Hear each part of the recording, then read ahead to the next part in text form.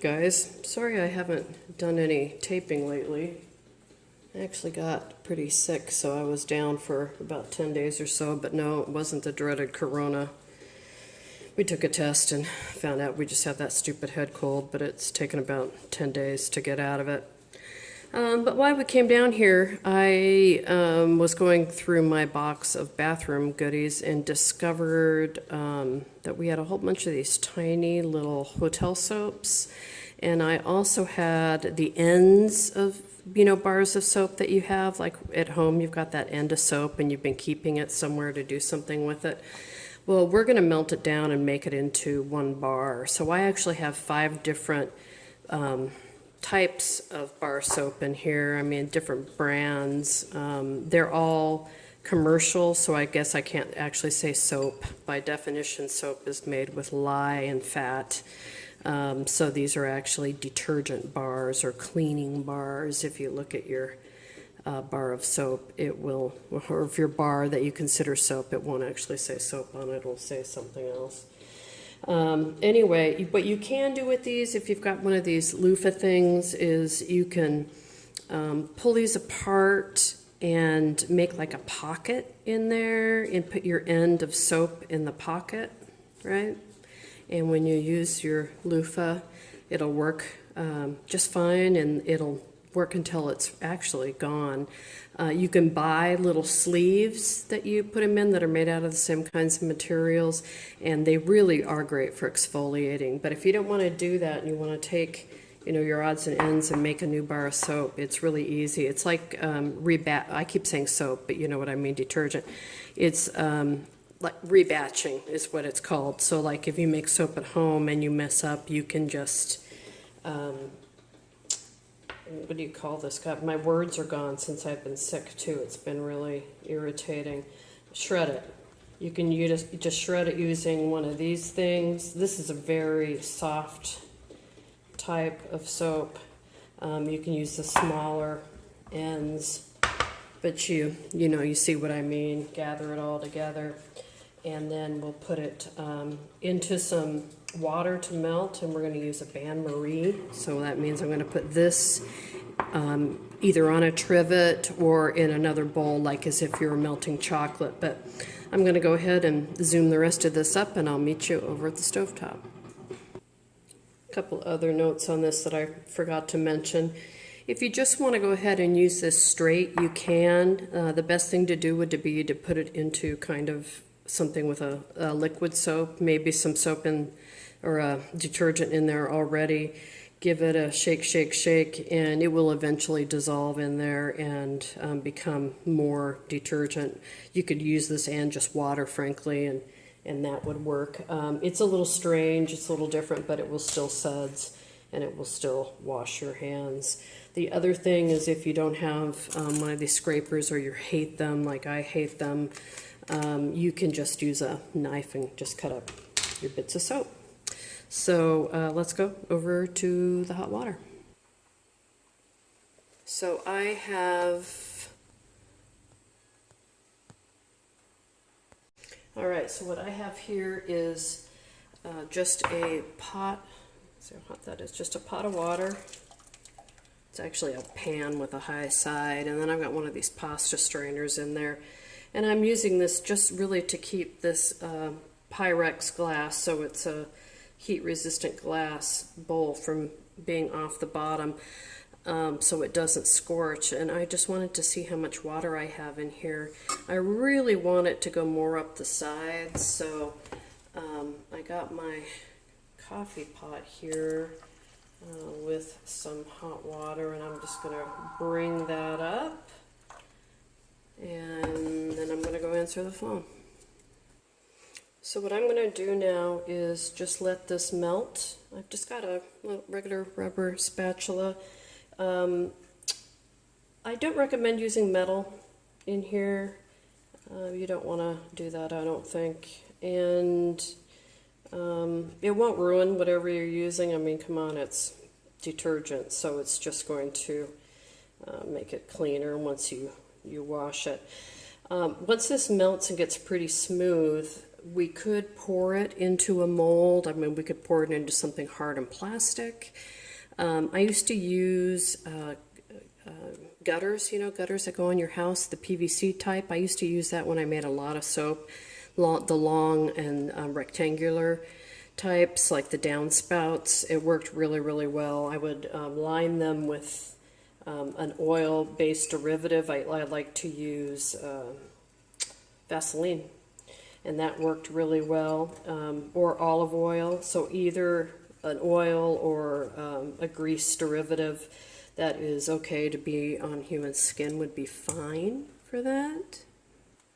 I thought about using the end of a soda pop container because I have a lot of those right now, but I just thought it might be too thin to take the heat. So this is going to take a little while, but what I'm going to do to speed it up is I'm going to take just a little bit of this hot water, just drops. You see that? Not much, right? Not much, just a little bit. And I'm trying to be really careful here because this is a gas cooktop, and this bowl's moving around a lot. So anyway, this is going to take a little while. I'm just going to keep standing here and stirring. You can see some of this soap at the bottom just grated a lot finer. And I keep saying soap, but you know what I mean. Then the stuff on the top did. And the stuff on the top, that newer bar I used, seemed to have a lot more oils in it. It may have had scent in it at one time, but it's so old now it no longer has a scent. So that could be one reason. But we're going to go ahead and keep doing this, and I'll bring you back when we see some action. I can tell the water's about to come to a boil, so that'll happen pretty soon. I would caution you, though, if you do have a bar that you're rebatching like this that does have scent in it, find out what the flash point is on that scent. And what that means is the scents usually come in an essential oil or a chemical, like a man-made kind of oil, and at some point they're volatile, they'll catch fire, and that's called the flash point. So you don't want to be using something that's volatile and can catch fire over a flame, right? So you'd want to make sure you know what that temperature is. So I am using, as far as I know, all unscented soaps here, or detergents here, but something just to think about. So anyway, I'm to the boil. Again, I'm using the Bain Marie. Anyway, I'll let you go, and we'll come back when we get some action. It is getting sticky, which is great, but you don't need to watch me stir for forever. You can leave this alone for a while too because it's in the Bain Marie. It won't burn. So anyway, I'll come back in a little bit. Alright, I'm bringing you back. It's literally been like 2 minutes, but I think you can tell that the soap is starting to melt. You know when you get melty cheese and you can kind of pull it apart and you get the strings? It's starting to get like that, starting to string cheese. I don't know if that's an actual term. Seems like it should be. But it's also making a very particular sound. I'm going to shut up so you can see if you can, or see if you can hear that. Can you hear that?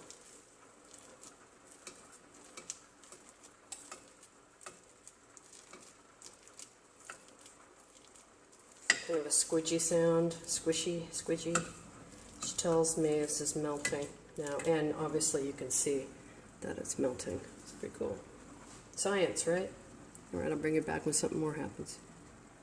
Alrighty, so I already added a splash more water, maybe like 2 or 3 more drops, and you can see it's really melting down now.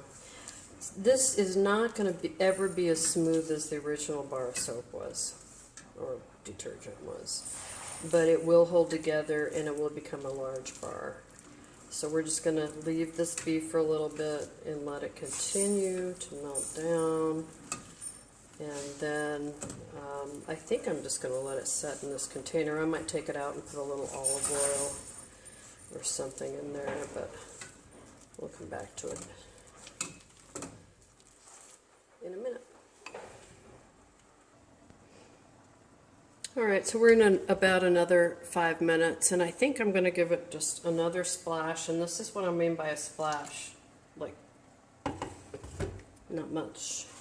I've now switched to this chopstick, and I think we're getting close. I mean, it's not going to be perfect, so I don't need to continue to waste energy on this with this gas and hot water boiling to make something that's not going to be perfect, more perfect, right?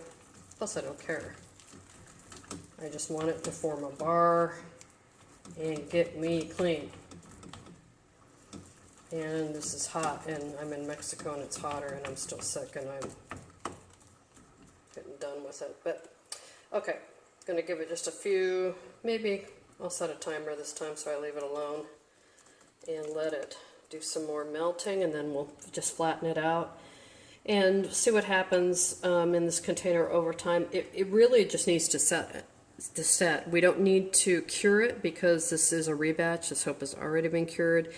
This is not a cold process soap, so we don't have to put it away and let it be for 6 months or anything like that. It's a rebatch, so it's more like a hot process. Once it's cured and hardened enough to use in the shower, then we're good to go. So I'm going to just let it heat up more, leave it be, and then we'll come back, press it down, and like I said, I think I'm just going to leave it in this Pyrex glass container and put it in a place where it can just cool naturally, and really in a couple 3 days we should be able to pop it out of its mold and use it. So let me leave it be.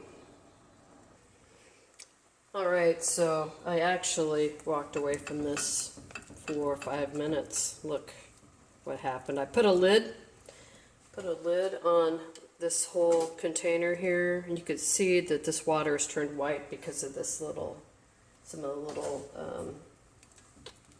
soapage detergent has gotten on the edges. But I think, you guys, we're here, right? It's creamy, it's nice and melty. It's almost all the way melted. Still a couple clumps in there. Again, it's not going to be perfect. I don't want it to be perfect. It doesn't need to be perfect.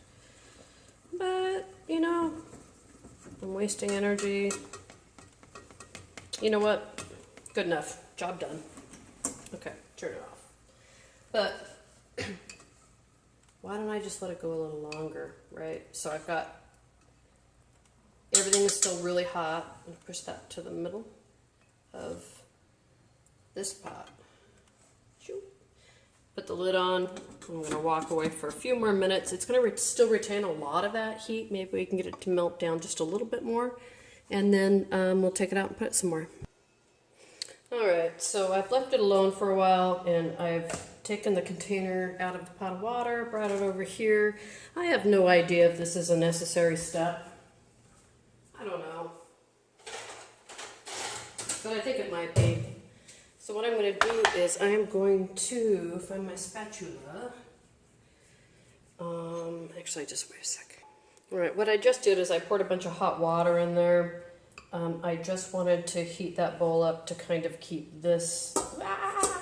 Frickin' A! It's hot. Hot. Because I'm going to take this out. Looks like kind of runny whipped cream, doesn't it? I'm going to take this out of this vessel. I'm going to take it all out because I'm going to put a little olive oil in here, but first I'm going to get rid of that extra soap. So I just kind of rinse the soap out of there.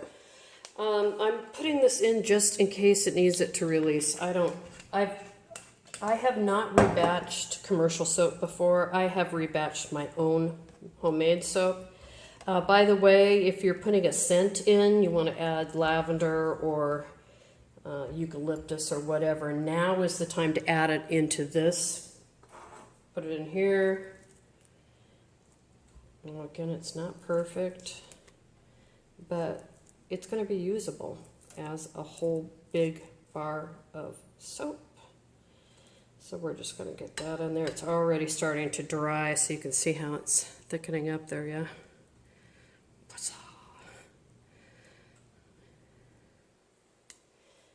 I'm going to just kind of press it down. Might have a rough edge on top. We don't care. It's soap. It's not rocket science. And obviously all this stuff is going to be super easy to clean. All right, so I'm just going to continue to, well, now it's cooling down so quickly that I'm just able to work with it by hand. See? Just melty soap. I mean, it's still pretty warm, but it's not burning. All right, so when we get it out, we could cut it in pieces. We could leave it as one gigantic blob. We can do what we want with it. So olive oil, why did I choose olive oil? And if that sounds gross to you, I'm going to explain something to you. Remember how we talked earlier about how real soap is a certain type of fat or multiple types of fat, and lye, right? Grandma's lye soap. That's actually how real soap is made. And if you've ever heard of Castile soap, like Dr. Bronner's is a Castile soap. So what that is a lye and olive oil. That's what makes it Castile, is the addition of olive oil. So olive oil goes really well in soaps. And that's why I chose to use it today. Plus I have it in my kitchen. All right. Beautiful. It is not. Will it work? Yeah, it's going to. So we'll come back in some days. Just trying to, kind of get it flat, make sure there's no like big air bubbles in there or anything. And yeah, let's see if we can wash our hands or something. I think it's going to be so big that I'm going to need to cut it, but hey, we'll just wait and see, right? Okay. So that's how you melt it. And it should be easy enough to clean up. I just have to rinse the stuff in some hot water. And yeah, we'll see you back in a little bit. So I kept this in the bowl for a couple days, and then I popped it out and put it upside down to let it cure out here for a little while. I realize now that I made a mistake with the bowl because the edges here are really thin and obviously breakable. That one broke right off. And it's hard. It may be hard to use as a bar of soap like this. Obviously, it's the wrong shape. So I'm going to just go ahead here and just take a regular knife and just trim off the edges. I could go in deeper, if I wanted to, more like an actual bar of soap. But I think this is going to work just fine, and of course I can keep these edges and remelt them for next time. But yeah, let's go take this to the sink and see how it works.